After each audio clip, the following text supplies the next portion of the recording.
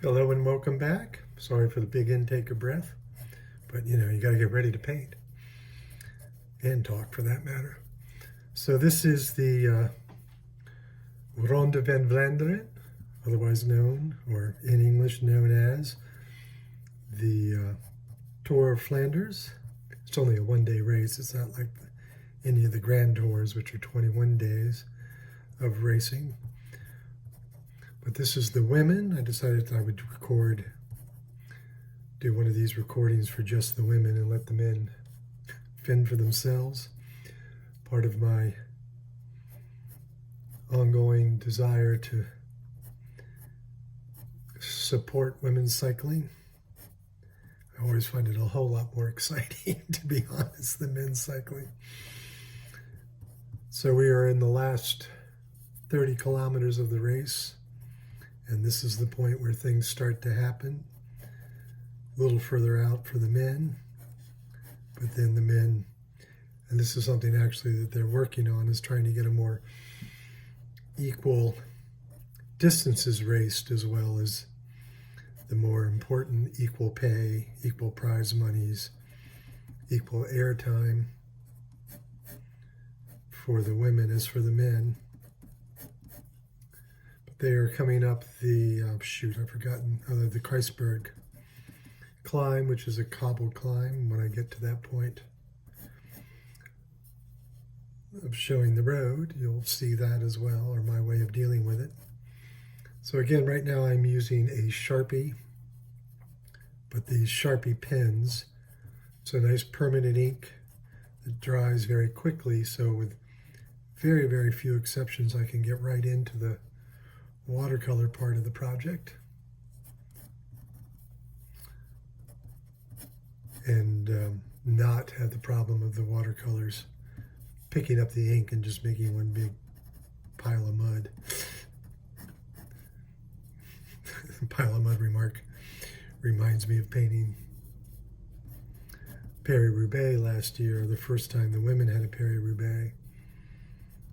And again, they will have one again this year, and theoretically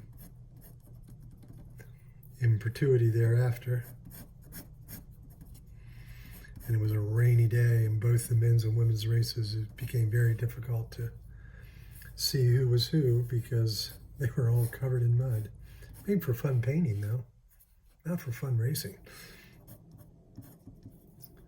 So just laying out this perspective line to give you a sense of the hill.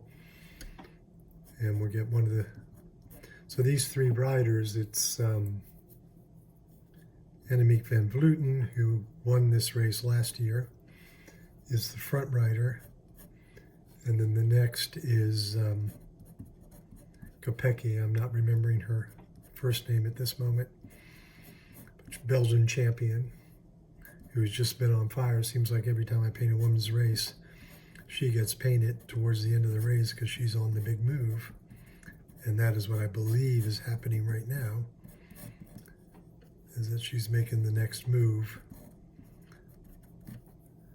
that will win her the race.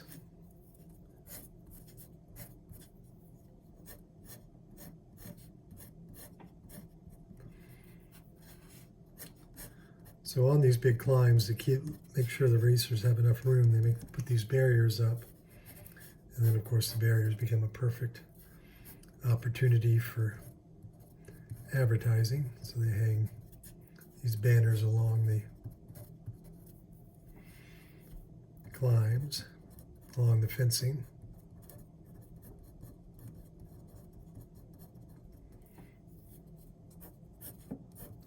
And of course, on all the climbs, it's where fans will turn out to watch the racing, partly because it's the one time the racers. I mean, I always like the visions of cycling fans that have chosen to watch the race come down the mountain. Of course, then they're hitting speeds up to 40, 50, maybe even 60 miles an hour. So on the way up the hill, they're going considerably slower. You actually get to see your cycling heroes as they struggle. You also can get a sense that maybe, they are mortal as they struggle up these climbs.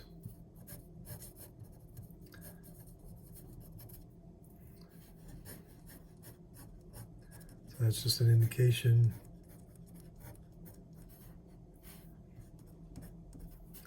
We'll call this lighting. The touch paper. Expression that particularly British commentators love to use. Of course, the touch paper is what will set off an explosion, which is technically or theoretically what is happening right now. That remains to be seen. So I do paint these things as close to live, trying to and certainly don't, gets a little tough with social media, but make sure I don't know the outcome if I am painting. Like today, I'm painting this day after the race, but I've avoided all of the social media about the women's race. I did get the men's race, managed to paint that in real time. Just realized this is a space between the riders. There.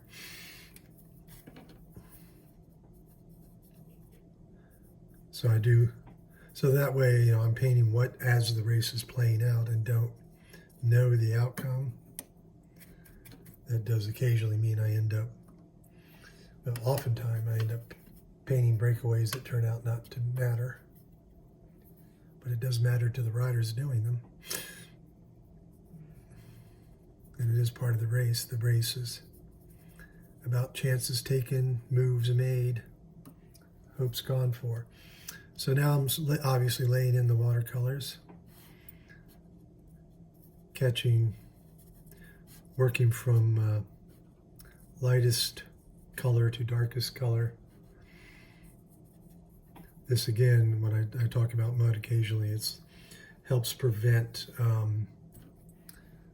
the pale, warm colors from getting muddied by picking up some of the darker colors. So you can see the colors that I'm using for skin tone, I just picked up a slightly darker, more orange version of that to create some shadow. Now we'll move on into the reds. And so the second rider here, as I say, is the Belgian champion. So of course, all of the fans will be very excited to see her making a move. We are racing in Belgium. That's where Flanders is. For those who don't have their geography books in front of them.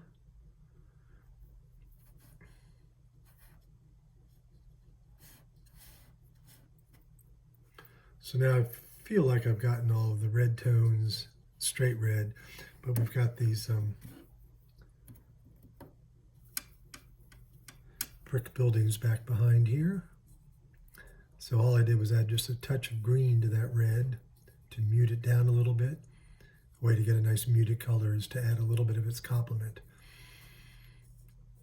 And of course, again, talking about the mud, that's the opposite side. So you don't, if you want the color to be bright, you make sure, and here's the sort of counterintuitive thing. So if you want the color to be bright, you make sure you don't mix in any of the complement to it, but you put its complement next to it.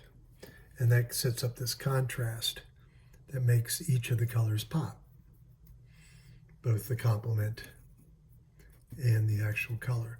Now we'll come back and start working with my cool colors. I like to start with the blue since it's the primary of the cools. And just like I was saying, so, well, actually the complement to yellow is purple, but this blue helps pop that yellow out more.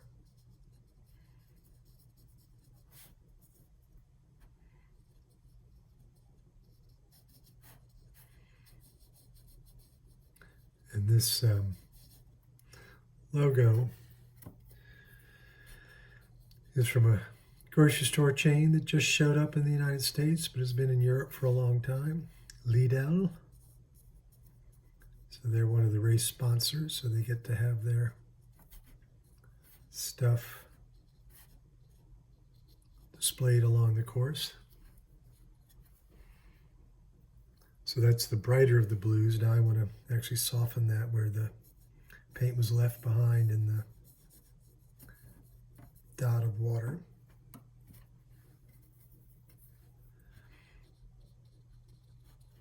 So like I say, I've asked this before, but I am starting to do this tighter frame where you can just see the painting. Upside is you can really see what's happening. You're not getting a forced perspective. Conversely, you don't get to see the palette in the water and the dabbing of the brush. So I would love to know how you all feel about the two things, which is more helpful for you, which shows you the painting process better.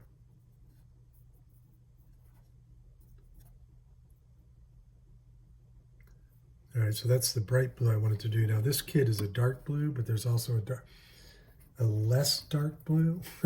Is that a way to phrase that? Behind in the FDJ.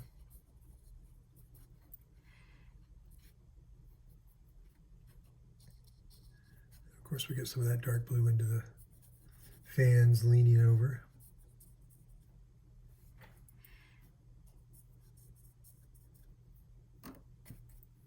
And now, I've talked about the black many times, which is a combination of a deep purple and a dark green.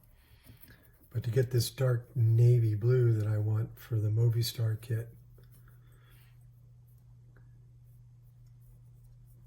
and Movistar and Jumbo Visma are the only two teams I can think of where the men's team and the women's team kits are the same, which I think is a nice touch. Treks are very similar, although they change the highlight color. And sometimes that comes down to the co-sponsors. It's like Segafredo. Actually, I don't know about that, so I'm not going to say it. It's good. Sometimes it's like if the co-sponsor has a particular color that isn't on, but they don't sponsor the men's team or vice versa, then they'll want their color on the kit. So that's why you'll end up with different colors for men's and women's teams that are the same sponsorship. All right, so now another one of the sponsors. Probably didn't want to mix that there, but you didn't see it. Has purple as part of their logo, so it's a little bit of that banner. And I kind of wanted to have that purple to balance against the yellow, again, back to complements. The purple being the complement to yellow. So now we're going to mix that gray again. So that's that same purple that you just saw me paint with. And then a deep green. Gives me this nice, luscious black tone. Rather than using, what comes in the jar, comes in the tube as a ivory black. And I do that so you get a much more interesting color. Some more, because the straight black will tend to, I refer to it as eat a hole in the painting. Now, unfortunately, so here's one of those instances where mud, so that area right there that was bright yellow, I ended up dragging a little bit of this black tone through it, and there's basically no way to get that back. That's gone. There will not be bright yellow there anymore, not going to happen. And that's one of the things about watercolor. You have to learn to accept mistakes or go, it's really, in many ways it's about going with the flow. You are literally floating color around that's saturated, water that is saturated with color, and you're floating it around on the surface. And that's,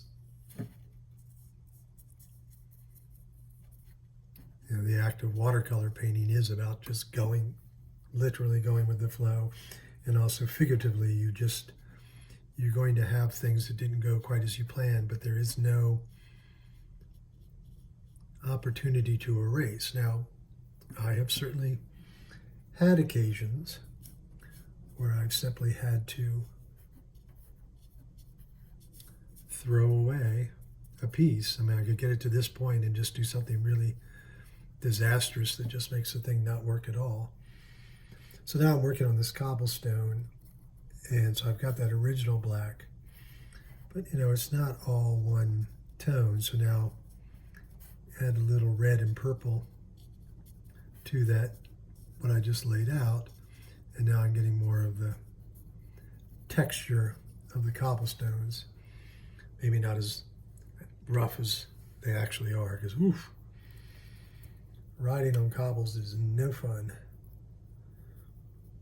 So mixing up a little more black, because I feel like that kit, this one is too gray, so that, which means the ratio of pigment to water, too much water to too little pigment.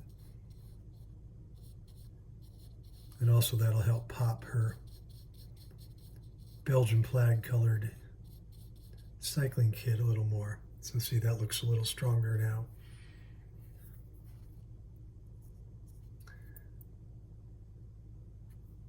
And now just come back in here, add some blue to that same black, just like I did for the Movistar kit to get these slate roofs. In this case, I wanted a little more water, so that's again, floating it, moving it around. Now when I pick up the brush, I end up leaving a little bit of pigment behind.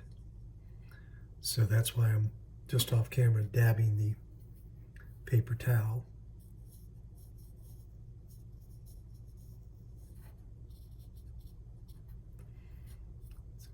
More dark colors for the fans and their winter coats standing along the sides.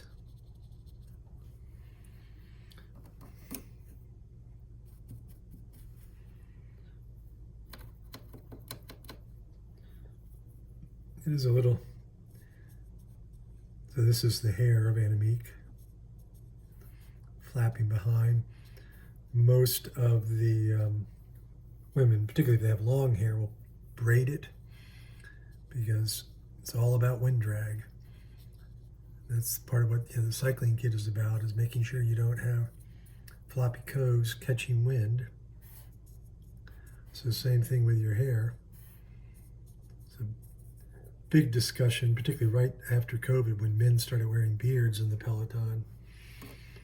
So we're just about done. So let me remind you, all of this work is available. All the work from the race can be seen at theartofcycling.blogspot.com. My work is all available for sale, including this painting. That'll be either you can go to the blog and follow the links to the website, or see this work and all of my artwork, because I do other things besides these watercolors, which you can see on this channel. And that's gregleach.com. I'll make sure to put those things in the links. I also hope that if you've enjoyed this, you'll give it a thumbs up. Give it a follow if you're not already a follower.